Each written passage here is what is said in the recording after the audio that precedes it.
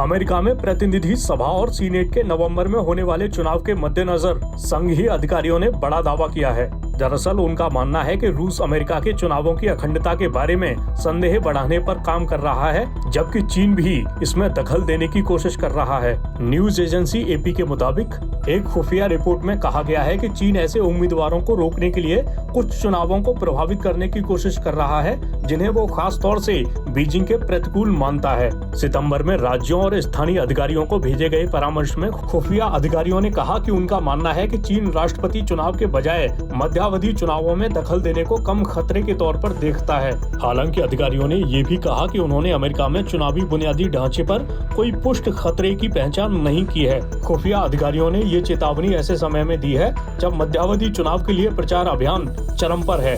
आपको बता दें कि रूस पर अमेरिका के 2016 के राष्ट्रपति चुनाव में भी दखल देने का आरोप है।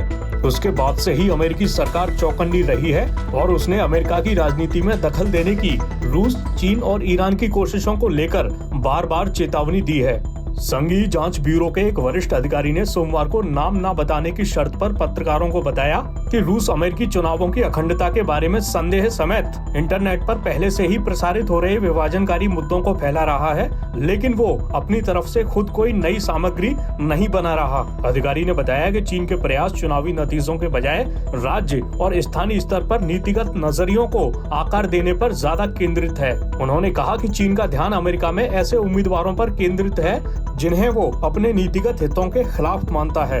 हालांकि चीन और रूस के अधिकारी चुनावों में दखल देने के अमेरिका के आरोपों को खारिज करते रहे हैं और इसके बजाय वे अमेरिका पर अन्य देशों में दखल देने का आरोप लगाते हैं।